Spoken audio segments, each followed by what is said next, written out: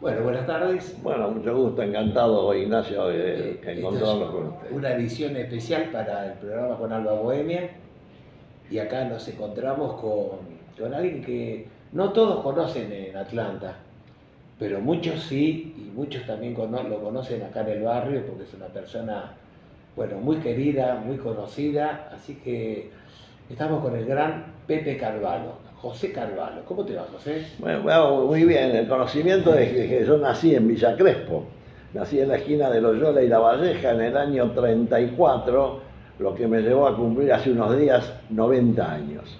Mi comienzo en Atlanta fue que estaba en un garaje ubicado a 100 metros de la entrada de la sede, por Humboldt, y ahí gente que me conocía quería que actuara en forma directa en los trabajos del club, cosa que a mí me asustaba un poco porque tenía mi trabajo y como yo soy una persona que tomo decisiones propias, me iba a costar mucho que la gente aceptara las propuestas que yo podía hacer.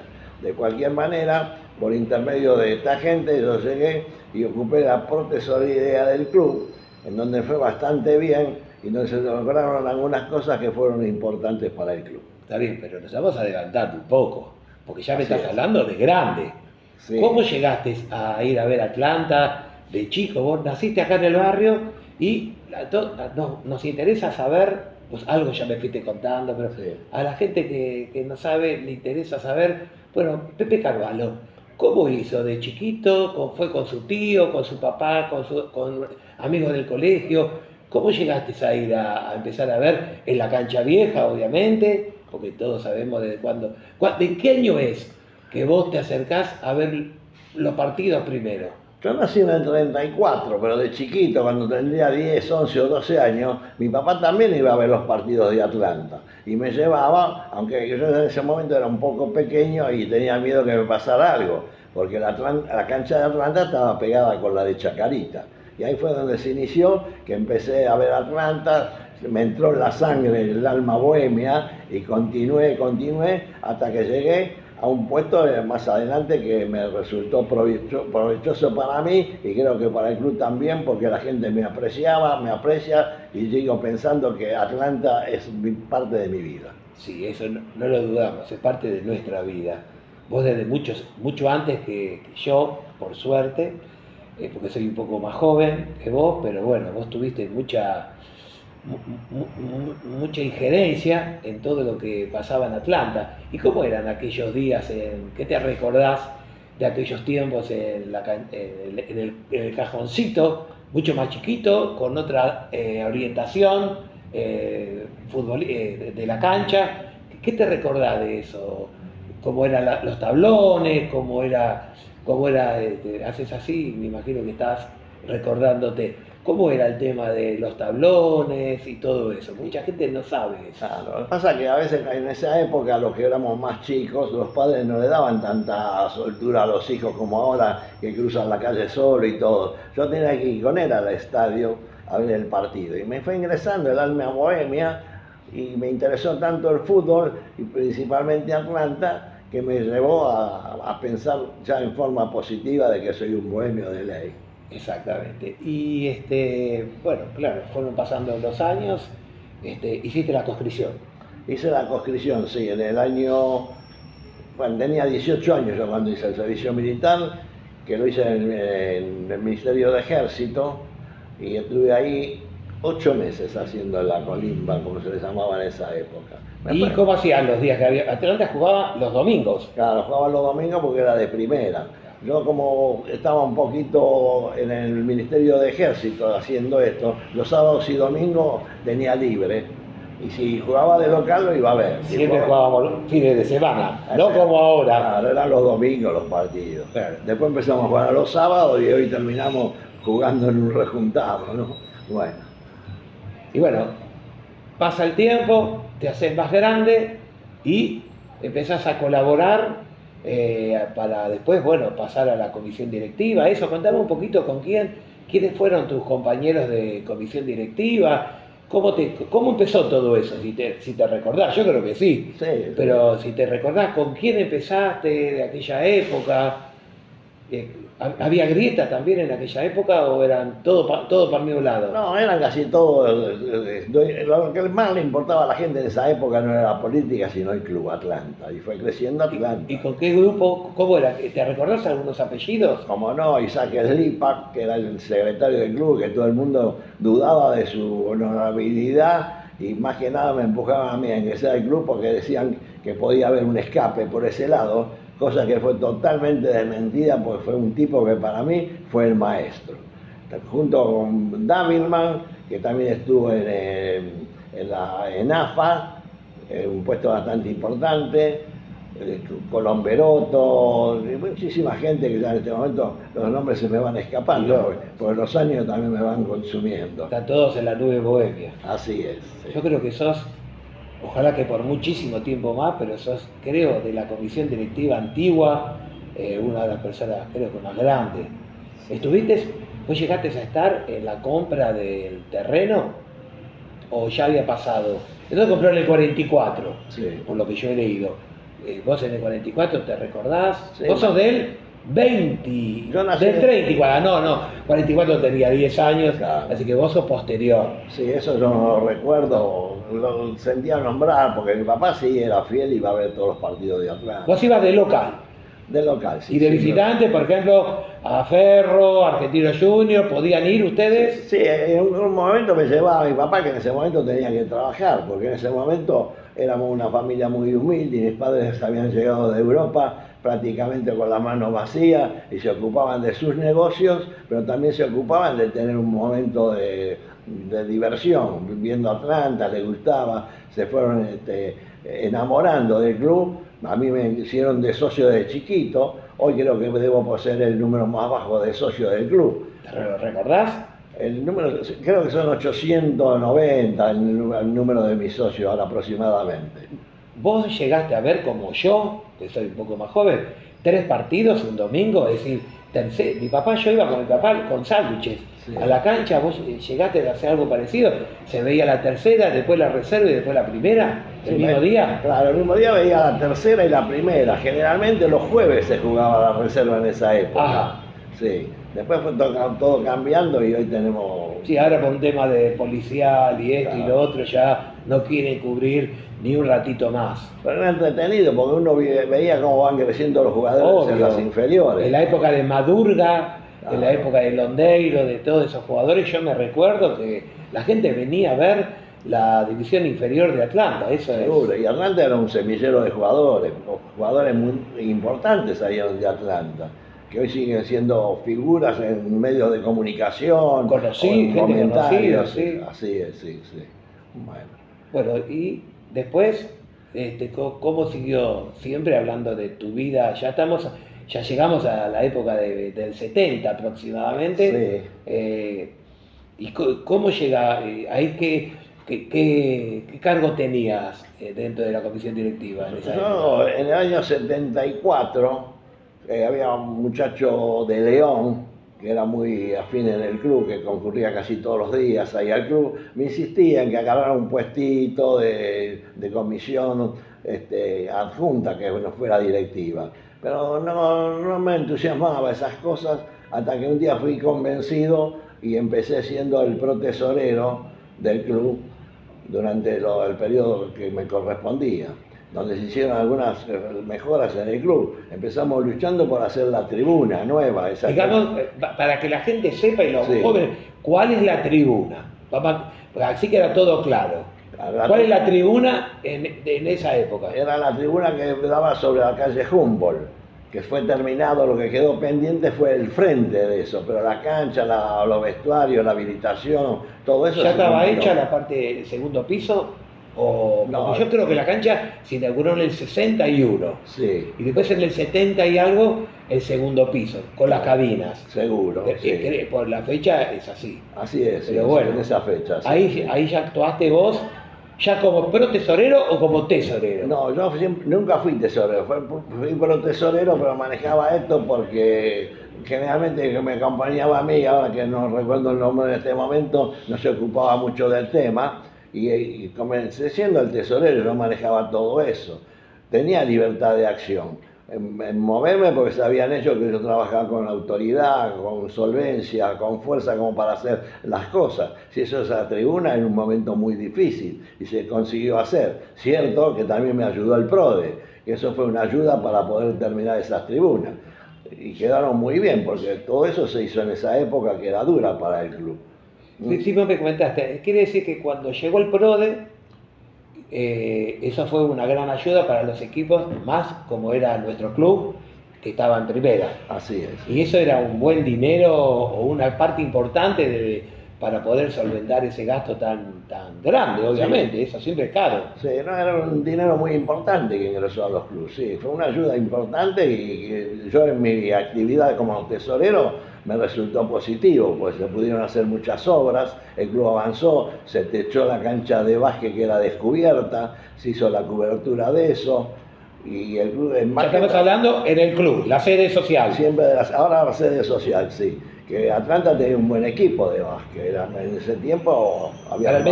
Se jugaba en el Metropolitano, si no me equivoco, sí, ¿no? Sí, exacto, Ignacio, sí, el Metropolitano. Así que, ¿y en qué época estamos hablando de la sede? ¿Cuando se hizo el techo? El techo eso se habrá hecho en el año 75, 76. Cuando se hizo el primer restaurante. Sí, el primer restaurante, sí. Si Atlanta no podía jugar si era sin techar la cancha. Ya en esa época. Claro. Y tenía un jugador muy importantísimo, que es conocido por toda la gente en el básquet. Que Gatilana. Exacto. Creo que Gatilana, ¿no? Sí. Sí, tuvo muchos jugadores. Claro. Yo no lo conocí, lamentablemente, pero he leído mucho y los libros y todo eso, y sí, me acuerdo bien. Así que estuviste presente en todos esos, en todo ese tipo de movida también en el club. Exacto. Después cuando terminó... ¿La pileta? ¿Cómo era el tema de la pileta en esa época? La pileta ya estaba hecha, se terminó de hacer algunas cosas que faltaban. Por ejemplo, con la ayuda de Altamura, que también después fue presidente del club, se hizo la cancha de bochas para los jubilados, que creo que hoy desapareció eso. No existe más. Claro. Hay cosas que desaparecieron. Y no era una cosa de gran valor, pero era importante porque gente grande que sabía jugar a las bochas, jugaba, se divertía y la pasaba un buen momento. Y era todo positivo para el club. ¿Y cómo era la parte de esparcimiento dentro del club, por ejemplo, donde hoy están las parrillas? ¿Qué había de todo eso? ¿Había algún lugar para comer algo, para hacer un asadito, una tirita de asado o algo? Sí, al fondo había una especie de como quinchos. Eso es lo que se dice quinchos. Claro, que se hizo mucho tiempo, la gente ahí pasaba la diversión, utilizaba la pileta, él se había hecho la pileta también. Después se puso... Había dos piletas. Hay dos piletas. Sí. Había dos piletas. Claro. Igual, bueno, ahora también hay, pero claro. No se usa lamentablemente. Se le puso el agua caliente también a las piletas, que todo eso llevó su tiempo y su valor. A la grande también se le puso... sí. Porque claro, si tuvo techo. Seguro. Tuvo techo de lona, tenés razón, sí. claro. Y todo fue mejorando. Hoy el club tiene otros ingresos y puede tener una solvencia más importante, pero de cualquier manera hay que valorizar porque el inicio no fue tan fácil como hoy. Pero por lo menos en fútbol andábamos mucho mejor porque Atlanta era un equipo de primera. Sí, yo te puedo decir que hemos ido con compañeros del programa a transmitir partidos en todos lados, hasta Puerto Madryn, hemos llegado y al norte, y todos se acuerdan de los grandes jugadores que jugaron en nuestras filas. Es decir, no lo tienen aún, yo no voy a nombrar ningún club porque todos se merecen el respeto, pero cuando se nombra Atlanta en cualquier lado, dice, ¿y qué pasa? No pueden creer mucha gente que Atlanta hoy, tenemos que decirlo porque es una pena, 40 años que estuvimos en primera la última vez. Así es. Así que ahí estamos. Y hoy yo creo que Atlanta tendría que hacer un esfuerzo porque el problema económico no tiene para tratar de volver a la primera división. Yo creo que hay algunas fallas ahí en la dirección que habrá que corregirlas. Yo no critico a nadie, pero creo que hay poca solvencia en buscar la posibilidad de ascender y rápido, porque Atlanta es un club de primera, no puede estar jugando en esa categoría. Considero club mucho más débiles que Atlanta hoy juegan en primera. Y Atlanta, con el producto que tiene, económico alrededor, tiene y debe que seguir la campaña jugando en primera división. ¿Hasta qué año fuiste tesorero, no tesorero, pero accionando? Fue 4 años tesorero, pero ejercía la tesorería del club, y 4 años como vicepresidente. Sí. Y Y estaba Altamura como presidente. Estuviste con Altamura. Sí, ¿Y exacto. cómo era Altamura? Altamura era un tipo que ayudó mucho al club, porque la cancha de bocha la donó él, porque era dueño de una empresa que fabricaba balanzas y cortadoras de Iris. fiambre. La fábrica es Iris, se llama. Exactamente. Avenida Juan B. Justo. Estaba en Juan B. Justo y Nazca. Sí. Ese hombre puso mucho dinero en el club y una de esas cosas fue la que perjudicó su vida económica. Porque Altamura salió mal del club, no por el club, sino porque su problema económico se debilitó mucho. Hoy nadie sabe nada, yo quiero averiguar cuándo, dónde y por qué Altamura no es mencionado más. Y si vive, no sé tampoco. Pero no se menciona nunca a esa gente que pasó por el club cuando las cosas eran difíciles. Para los jóvenes es mejor olvidarse de lo que sucedió. Sí. Es una política media difícil. Antes de mí, lo dicen ellos, antes de mí no existió nada. Sí. Yo lo fundé, así que yo lo creé, Pero hay que recordar a los prohombres que estuvieron en Atlanta y que en una parte de los 120 y pico de años, 120, ¿no? 124, 120, Sí. que se fundó nuestra querida institución, hicieron lo mejor posible. Así es. Y bueno, yo te puedo asegurar que a las personas que comento, che, conozco a Pepe Carvalho, qué sé yo, y todo lo que son de la edad, ¿no? Es seguro, sí. Todos hablan maravillosamente bien de vos. Y no es por dorarte la píldora, nada, porque es verdad. Por lo menos es lo que dice la gente. Yo no participaba. Sí, yo tenía muchísimos amigos en Atlanta, lo que pasa es que mi edad hoy es avanzada, yo tengo 90 años y la mayoría de la gente en la época que yo estaba en el club o eran muy chicos o no eran socios de Atlanta. Hoy cambió todo la fisonomía del club. Hay un espectáculo que tiene alrededor del Movistar Arena que debe ingresar mucho dinero en el club. Eso facilita la tarea de los tesoreros, de los directivos, para tratar de hacer mejoras en el club. Indudablemente que hoy el club está muy bien presentado, yo no estoy en contra de nadie, pero en el fútbol habría que dedicarse un poquito más porque Atlanta se merece jugar en primera. Sí, vos no sos un hincha cualquiera, un caído de paracaídas, vos sos hincha de verdad y has pasado un montón de cosas. Hay un punto que quiero tocar porque ya me lo comentaste, pero resulta que muchos conocen el nombre, pero muy pocos conocen la verdadera historia del viaje del Gran 9 que tuvo Atlanta ya por los años 70, Rubén Andrés Cano. Sí. Y quiero no quiero hacerte preguntas, quiero que tranquilo me cuentes cómo se inicia el periplo que hicieron ustedes para llegar a donde llegaron y después, bueno, ¿qué es lo que sucedió? Bueno, a través de un periodista, Juan Carlos Laterza, que también se dedicaba al manipuleo de llevar equipos o jugadores de una institución a otra, viajamos a Bélgica, al club Standard Lieja, donde Cano hizo su prueba. Anteriormente a eso, para poder viajar, yo tuve que ir a hablar en ese momento con el almirante Macera, que hoy será una persona que para algunos no le gusta, pero para nosotros fue muy cómoda porque el señor me preguntó qué tiempo necesitaba para viajar con Rubén Cano a Bélgica. Y yo dije que con 15 días era suficiente porque iba a hacer una prueba y una revisación médica. Y me nos dieron 30 días para viajar. Rubén Cano viajó conmigo y con Laterza, se hizo la prueba allá jugando contra un equipo brasilero que lo dirigía Ramos Delgado, que Ramos Delgado en el hotel nos dijo a él, le dijo, Rubén, jugá tranquilo, porque los que te van a marcar van a tratar de colaborar y dejarte jugar para que puedas triunfar y seguir en la vida.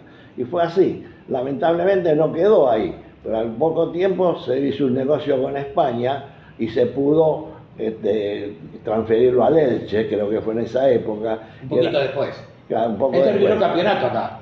Así es, sí. Creo que en el 74 lo Sí, terminó, algo así. sí. Ya después fue transferido al Elche. Pero contame, ¿por qué no anduvo bien en esa prueba? En esa prueba anduvo bien porque Rubén Cano, como todo pibe joven, llegó ahí, lo primero que hizo es comprarse unos zapatos Adidas, porque en esa época no se usaba mucho esto en el fútbol. Y esos zapatos lo único que hicieron fue perjudicarle. ¿Qué le hicieron, ampollas? Claro, le hicieron ampolla y el rendimiento fue un poco, pues se veía que la cancha rendía un poco.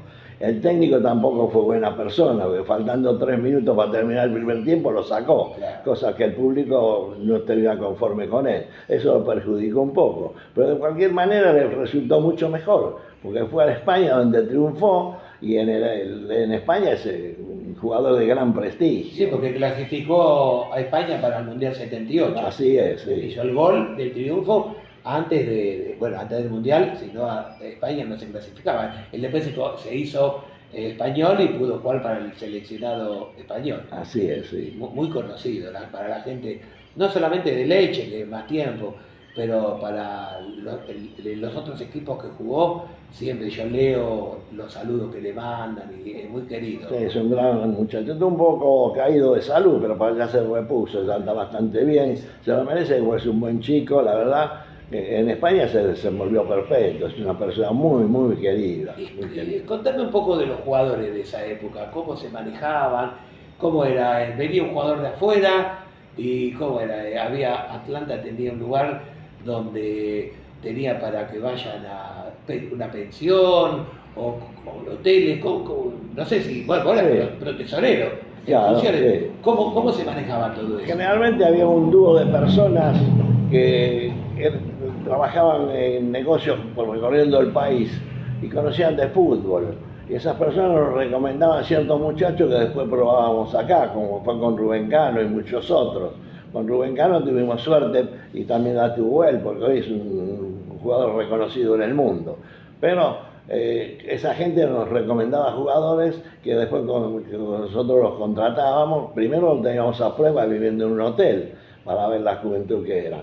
Y eso nos dio muchos resultados con grandes jugadores. ¿No había representantes desde los 10 años como hay ahora? No. Eso era diferente. Sí, era totalmente la contratación de los jugadores. Sí. Y la temporada tan buena que tuvo Atlanta, nuestro club, en 1973. ¿Cómo eran los jugadores? ¿Cómo se llevaban entre ellos? ¿Había complicaciones con los premios? ¿Cómo era ¿Había premios? Por supuesto que había premios, sí. En ese tiempo yo me acuerdo que, por ejemplo, los suplentes eran solamente 2 o 3 o 4, o no como ahora que llevan 8 o 10 jugadores. Y los técnicos que a veces por colaborar con los muchachos hacían cambios de último momento, porque en ese momento no tenían premios los suplentes. En cambio ahora ingresando ya tienen un premio. No sé si en esta categoría que estamos Atlanta, me parece que no, pero me parece, eso no lo sé. Sí, en una época que yo estaba los primera. Sí, en primera. Los jugadores tenían un premio si jugaban, porque los que iban de suplentes no tenían el premio. Hoy está todo modernizado, no sé cómo será, así también anda. Ahora solamente participás yendo a ver los partidos, ¿verdad? Sí, hoy los clubes se sostienen porque tienen grandes ventas al exterior, porque la situación acá no es tan fácil. Pero bueno, el fútbol sigue. Pasa que en esta categoría es muy difícil la venta al exterior. Siempre pasa por otro club. Lo hemos visto últimamente con Víctor Jiménez, con Juan Bizanz, que bueno, todavía no se fue al exterior, y con otros jugadores. Bueno, no, pero Vitali fue directamente, pero bueno, ahí se diluye un poco. Sí. Y bueno, la verdad que es una historia de Pepe Carballo con Atlanta muy rica. Sí, a mí me sirvió porque conocí muchos amigos, conocimiento y todas esas cosas, pero también me gustó porque Atlanta económicamente nunca tuvo problemas. Pasamos situaciones difíciles, pero como jugando en primera, nos reponíamos y el PRODE también ayudó mucho. Sigo diciendo que el PRODE fue fundamental para los clubes en esa época. Hoy, claro, hoy se realiza una venta y ya tienen un premio para tirar un tiempo largo. Aunque vos no estabas participando, pero ¿qué sentiste en la época después del 99, creo que fue, que Atlanta quiebra y no puede jugar por un tiempo largo? Y después tuvo que jugar 3 partidos por semana. Como hincha, como ex tesorero, ¿cómo era? Y a mí me dolió mucho eso. Yo integraba la parte esa en el juicio para la quiebra que hubo. Era uno de los integrantes para defender la posición del club. Pero un poquito, a ver. Sí, lamentablemente las deudas que tenía Atlanta eran muy grandes porque fue mal manejada la parte económica del club y se pagaron costos grandísimos. Hoy Atlanta también tiene suerte porque tiene ingresos extra que al club le proveen de poder tener una vida mucho mejor. El club ha mejorado mucho y hay que reconocerlo, que la situación del club es muy distinta a las de épocas anteriores. Pero veo ahí un premio que te dieron hace unos cuantos años. Sí. ¿Lo querés acercar un poquito? No, este premio... Es medio pesadito, sí. Pero quiero que me digas, ¿qué es? ¿Cuándo te lo dieron y por qué te lo dieron? Este premio me lo dieron cuando es el Bohemio de Oro que le llamaban. Que no es de oro, ¿eh? No, digo porque es bronce, pero tiene un buen peso. No, es de bronce, una cosa muy linda. Sí, hecha. tiene una grabación ahí abajo. Ahí dice, perdón, espera, sí. Abajo dice Bohemio de Oro 1974 sí. para Pepe Carvalho. Así es, sí. Dedicado, ¿eh? Así es. Bueno, sí. ¿y por qué fue? Fue porque todos me decían que esa tribuna yo no la terminaba. La tribuna que está sobre la calle Humboldt, la alta. Claro, está así en segundo piso. Claro. Lo que sería el... Que ahora se mejoró mucho porque se hizo arriba de eso otra cosa. Sí, tengo entendido que no se podía habilitar completa, al último tiempo se habilitó, bueno, sí. Algo faltaría siempre. Los reglamentarios se hizo todo, posiblemente el frente no era el mejor porque había que terminar, hoy es otra cosa, pero el trabajo base, el nacimiento viene anteriormente a esa estructura que hicieron. Era una empresa buena, ¿no? Claro, así es, sí. Era una época dura, pero se salió y esto fue porque nadie creía que iba a poder terminar la tribuna y que me estaba metiendo en un merengue que no sé cómo iba a salir. ¿Y la casa qué decía? ¿En tu casa? En mi casa, mi señora se enojaba porque tenía que viajar al interior, al exterior, todo eso, pero bueno, después se pusieron contentos porque vieron que el club resurgió. Antiguamente, por ejemplo, Atlanta era un club de baile, de tango. Hoy no se usa más el tango en Atlanta, no se conoce.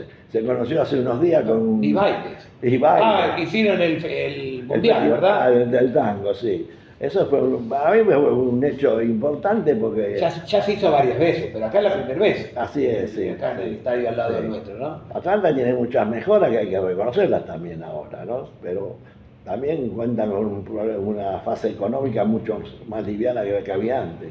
En tu época, la parte de Dorrego, no estaba todavía. ¿Cómo es eso? ¿De qué año es eso? La de Dorrego era un descampado, terminando ya al fondo con una estación de servicio, sí, que no tenía nada que ver con el club. Pero, ¿y de qué año es este? No, y eso en el 74 era un descampado. Eso, es posterior a... Claro, sí, después fue creciendo todo y el club es otra cosa, nada que ver con la gente que no vino durante 15 o 20 años y se asombra porque hay un cambio radical ahí, importante. Así es la vida. Y bueno, y de la Bohemia, ¿qué nos podés contar? ¿Y te recordás? Sí, la Bohemia, nosotros sacamos una revista, en aquella época era inteligente, una revista en colores, muy bien presentada. ¿Qué título? El título no me acuerdo bien de la revista, pero 13 llega Ignacio en una oportunidad. La sí, revista. Yo la tengo. Sí. La tengo bien guardada, pero ahora no me acuerdo. Inclusive se hacía en esa época kermeses para juntar dinero.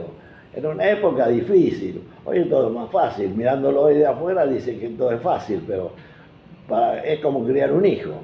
Sí. Se empieza lavándole la cola chiquita y terminamos después con nietos y una casa más grande y alegría en la familia. Así es. La verdad que sí.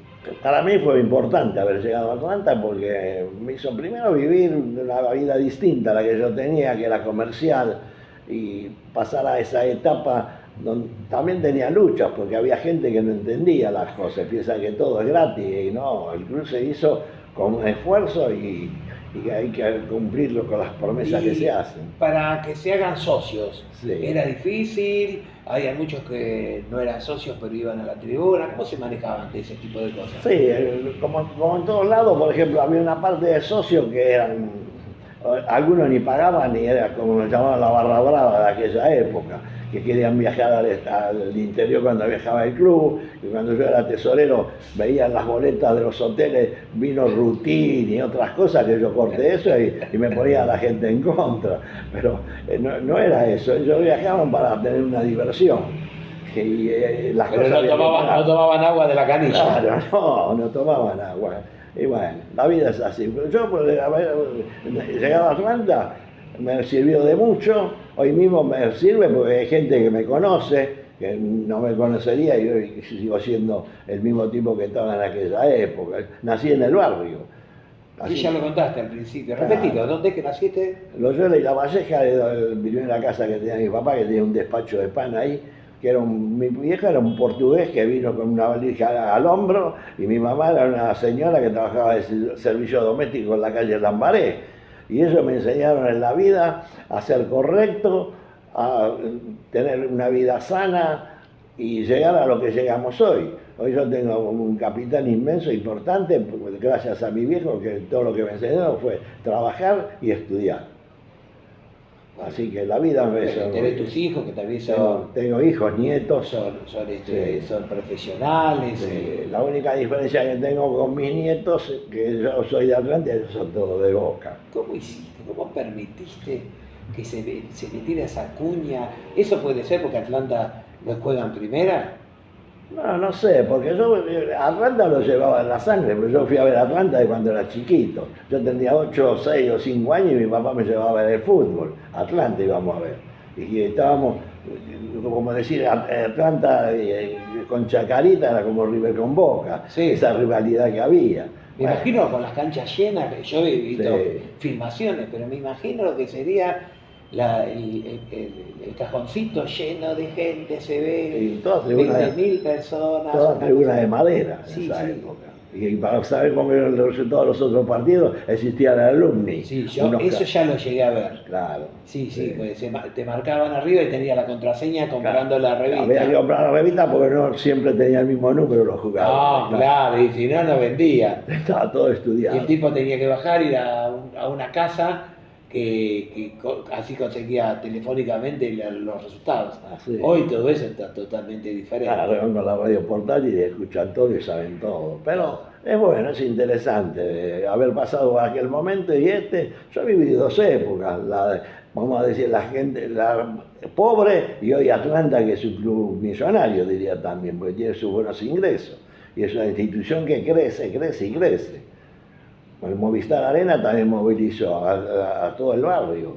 Y Atlanta es más conocido todavía porque cuando le preguntan dónde queda, la gente le dice, al lado de Atlanta. Estamos al lado, sí, o nosotros ya estamos al lado de este monstruo que tenemos al lado. Y bueno, hay otra transformación también en el barrio. Los vecinos, algunos protestan. Algunos protestan por... ¿Hay ruido acá se mueve algo? No, yo nunca escucho ruido acá ni nada. Hay gente que vive en un piso alto que dice que se mueven las copas, no sé, pero yo creo que se exagera un poco. Bueno, Pepe, creo que te he preguntado todo. Me faltó preguntarte algo. No, ¿Querés comentar algo más? Fue un gusto, Ignacio. Hace años que nos conocemos, nos vemos y siempre luchamos por lo mismo. Está bien, viste, pero a mí yo quería que la gente te conozca. Bueno, yo te agradezco. Me gusta haber hecho esto. Yo no soy periodista, pero te hice las preguntas de un hincha. No, está nada bien. más y bueno, esto va. Bueno, muchísimas gracias por nada, por Ignacio. tu atención, por perder 40 minutos con nosotros. No, al contrario, no perdí. Yo creo que gané porque sos una persona muy inteligente. Y Ignacio, te dedicas a esto que posiblemente no te da mucho rédito, pero te da rédito de emociones de ver la camiseta. Y de conocer gente buena. Así es. Creo que lo mejor que me ha dejado en estos últimos 23 años que estoy haciendo programas y transmisiones de nuestro club, porque es nuestro club, vos sos vitalicio, yo no, pero es nuestro club, así es, de todos, es la gente buena que pude conocer. Así que muchísimas gracias, te agradezco mucho y bueno, estamos siempre en contacto. Ignacio, siempre a tus órdenes, cualquier cosa, contá con Pepe Carvalho.